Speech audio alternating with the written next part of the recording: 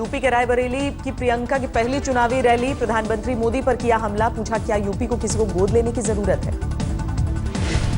तो मेरे मन में ये बात आई, क्या उत्तर प्रदेश को बाहर से किसी को गोद लेने की जरूरत है? क्या यहाँ कोई नौजवान नहीं है? रायबरेली में प्रियंका का बेहद छोटा भाषण, मोदी को बताया बाहरी, कहा राज्य का हर युवा बन सकता है नेता। रायबरेली में 2 रैलियों में प्रियंका ने की शिरकत, भाई राहुल गांधी के साथ मां सोनिया के क्षेत्र में चुनाव प्रचार। प्रियंका के प्रचार पर बीजेपी ने ली चुटकी, राहुल की बहन के लिए पिकनिक स्पॉट है रायबरेली और अमेठी। रायबरेली अमेठी तो प्रियंका के लिए पिकनिक स्पॉट है, टूरिस्ट वीजा पर वो जाती हैं, इसके अलावा तो कुछ होता नहीं है। और ये दोनों भाई बहन मिल करके भी प्रदेश के अंदर कुछ कर नहीं पा रहे हैं। रायबरेली में राहुल गांधी ने पीएम मोदी के गोद वाले बयान पर किया वार, कहा रिश्ता बनाना जानते हैं मोदी लेकिन निभाना नहीं। जहां भी जाते हैं रिश्ता बनाते हैं, रिश्ता बताने से नहीं बनता है, निभाने से बनता है। अच्छे दिन के नारे पर भी राहुल का हल्ला बोल, डीडीएलजे के शाहरुख और शोले के गब्बर का जिक्र करके मोदी पर निशाना। दिल वाले दुल्हनिया पिक्चर, अच्छे दिन, 2.5 साल बाद पता लगा शोले पिक्चर थी, गब्बर सिंह आ गया। गोद वाले बयान पर अखिलेश यादव ने मोदी को घेरा, पूछा आप बेटे तो हम कौन। और बाराबंकी में आए तो कहा कि हमें उत्तर प्रदेश ने गोद ले लिया है। बताओ फिर हमें और आपका क्या बताइए, हम लोग आप लोग कौन गोद लेगा फिर बताओ। गोद लेने वाले बयान पर मायावती ने भी पीएम को दी नसीहत, कहा भावनाओं के साथ खिलवाड़ कर रहे हैं प्रधानमंत्री। अपना माँ बाप बताकर वे खुद को प्रदेश का गोद लिया हुआ बेटा भी बताकर यहाँ के लोगों की भावनाओं के साथ खेलने का कितना भी खिलवाड़ क्यों ना करें।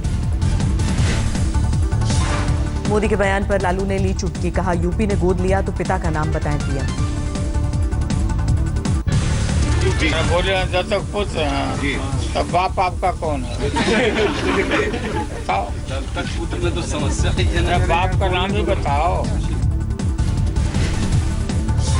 औरैया में डिंपल यादव ने बीजेपी और बीएसपी पर वार किया, कहा एक ने हाथियों की लाइन लगाई, दूसरे ने लोगों को लाइन में खड़ा किया। तो एक सरकार ऐसी है जिसने हाथियों को लाइन पे खड़ा किया है और एक सरकार ऐसी है जिसने हमारे समस्त प्रदेशवासियों को, पूरे देश को लाइन में खड़ा करने का काम किया है। अखिलेश के सबक सिखाने वाले बयान पर भड़के शिवपाल, कहा मैंने कभी भी किसी को नहीं दिया धोखा। जसवंत नगर में शिवपाल यादव के बेटे आदित्य ने पिता के लिए मांगे वोट, बोले अखिलेश ने उनके पिता पर नहीं की कोई टिप्पणी। यूपी के बस्ती में अमित शाह का अखिलेश और मायावती पर निशाना, कहा बुआ और भतीजा नहीं कर सकते सूबे का विकास। ये बुआ भतीजे की जो सरकार आई है ना, उसने उत्तर प्रदेश को बर्बाद कर दिया है। यूपी के चुनाव नतीजों पर बीजेपी के प्रदेश अध्यक्ष ने बांचा भविष्य, कहा अखिलेश मायावती की कुंडली में नहीं है मुख्यमंत्री बनना। रेप के आरोप में फंसे गायत्री प्रजापति की बड़ी मुश्किल, सुप्रीम कोर्ट ने दिया एफआईआर दर्ज करने का निर्देश, 2 महीने में मांगी रिपोर्ट। अमेठी से समाजवादी पार्टी के उम्मीदवार हैं गायत्री प्रजापति, आरोपों को अपने खिलाफ बताया साजिश। गायत्री प्रजापति को लेकर बीजेपी का हमला, कहा भ्रष्टाचारी को बचाते रहे हैं यूपी के सीएम। कानपुर में बॉलीवुड हीरोइन भाग्यश्री का रोड शो, बीएसपी उम्मीदवार के लिए वोट मांगे। समाजवादी पार्टी के उम्मीदवार के लिए कानपुर में दिखी महिमा चौधरी, शहर में घूम घूम कर वोट मांगे। खत्म हो गया यूपी में तीसरे दौर के चुनाव का प्रचार, 19 तारीख को 12 जिलों की 67 सीटों पर वोटिंग होगी। केंद्र और केजरीवाल सरकार में तनातनी की नई खेप, गृह मंत्रालय ने वापस लौटाया दिल्ली के विधायकों के वेतन बढ़ाने वाला बिल। दिल्ली सरकार ने विधायकों के वेतन में की थी 400% बढ़ोतरी की मांग, केंद्र ने और सवालों के जवाब के लिए लौटाया बिल। दिल्ली में आशा किरण में हुई 11 मौत को लेकर हाईकोर्ट सख्त, दिल्ली सरकार से मांगा स्टेटस रिपोर्ट। दिल्ली के 14 चौराहों पर बीजेपी ने चलाया पोल खोल अभियान, केजरीवाल सरकार के वादों की याद दिलाई। मिड डे मील खाकर बीमार हुए बच्चों को लेकर सुलगी सियासत, केजरीवाल के घर के बाहर बीजेपी का प्रदर्शन। मिड डे मील तैयार करने वाले वेंडर के रसोई तक पहुंचे दिल्ली सरकार के अधिकारी, खाने की क्वालिटी की छानबीन। मिड डे मील केस में खाना तैयार करने वाले वेंडर पर शिकंजा, दिल्ली सरकार ने नोटिस थमाया। मिड डे मील केस में बीजेपी का संगीन आरोप, कहा आम आदमी पार्टी के विधायक के पास है रसोई का ठेका। दिल्ली में डिप्टी सीएम के कार्यक्रम में हंगामा, एक शख्स ने रोका रास्ता, डीटीसी बसों को लेकर पूछना चाहता था सवाल। दिल्ली की सड़कों पर उतरी 100 नई क्लस्टर बसें, डिप्टी सीएम मनीष सिसोदिया ने दिखाई हरी झंडी। जोरों पर बीएमसी चुनाव का प्रचार, मुंबई में डब्बा वालों ने लोगों से की 21 फरवरी को वोट देने की अपील। चुनाव आयोग ने शशिकला को भेजा नोटिस, पन्नीर सेल्वम खेमे ने एआईएडीएमके महासचिव पद को लेकर उठाए थे सवाल। भारत के पास बातचीत से पहले चीन का दांव, कहा पठानकोट हमले के मास्टरमाइंड अजहर मसूद पर बैन के लिए पुख्ता सबूत चाहिए। पिछले साल 2 बार अजहर मसूद पर पाबंदी की मांग खारिज कर चुका है चीन, भारत ने यूएन में दी थी अर्जी। 22 फरवरी को चीन के उप विदेश मंत्री के साथ बीजिंग में बातचीत करेंगे विदेश सचिव, कई अहम मुद्दों पर होगी चर्चा। पत्थरबाजों पर सेना प्रमुख के बयान ने पकड़ा तूल, सरकार ने दी सेना के नाम पर सियासत नहीं करने की सलाह। यदि हम सेना की आड़ लेकर के राजनीति करने का प्रयास करते हैं थोड़े बहुत इलेक्टरल फायदे के लिए, तो भला किस प्रकार के प्रजातंत्र के मूल्यों का ये पालन हो रहा है। सरकार की नसीहत पर कांग्रेस आग बबूला, कहा सेना के नाम पर बीजेपी करती रही है सियासत। रक्षा मंत्री मनोहर पर्रिकर ने किया सेना प्रमुख के बयान का समर्थन, कहा घाटी में आतंक से निपटने के लिए सेना को खुली छूट। सेना प्रमुख के बयान पर जम्मू कश्मीर के सत्तारूढ़ गठबंधन में तनाव, बीजेपी ने किया समर्थन तो पीडीपी ने आलापा नरम नीति का राग।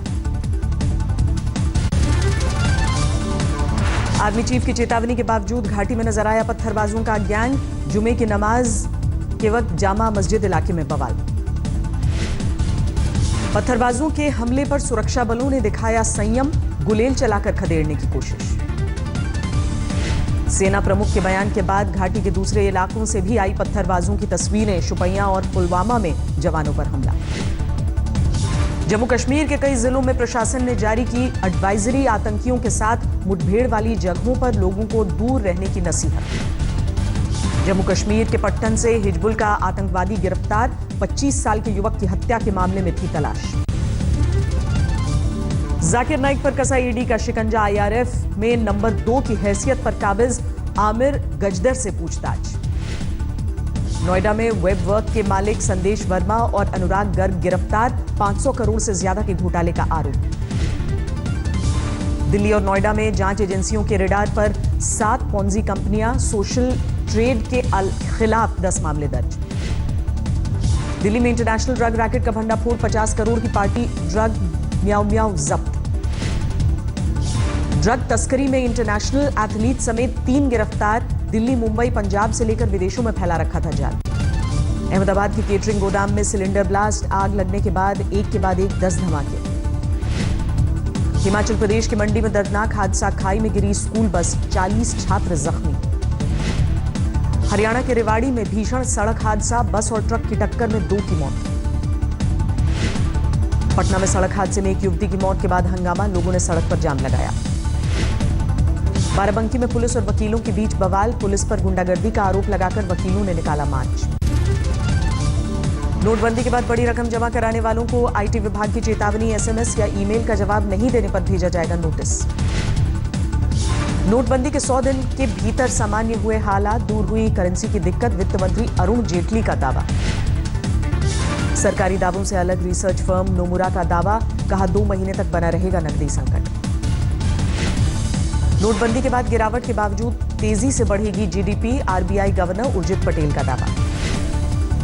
नोटबंदी से ऑनलाइन भुगतान बढ़ने से लॉन्ग टर्म में होगा अर्थव्यवस्था को फायदा, एसोचैम, अर्नस्ट एंड यंग की साझा रिपोर्ट में दावा।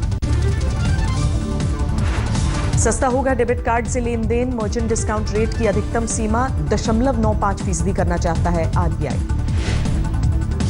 मोमेंटम झारखंड में 219 कंपनियों ने किया 3 लाख करोड़ रुपए के निवेश का प्रस्ताव, 6 लाख लोगों को मिलेगी नौकरी। महाराष्ट्र कर्नाटक में सूखे के चलते 15% घटा देश का चीनी उत्पादन, अक्टूबर से अब तक 14.67 मिलियन टन प्रोडक्शन। सरकार ने जताई प्याज के उत्पादन में 5.8% कमी की आशंका, आलू टमाटर की पैदावार में मामूली बढ़ोतरी की उम्मीद। रिलायंस जियो की वजह से टेलीकॉम इंडस्ट्री को 20% राजस्व का नुकसान, इंडिया रेटिंग्स ने नेगेटिव किया सेक्टर का आउटलुक।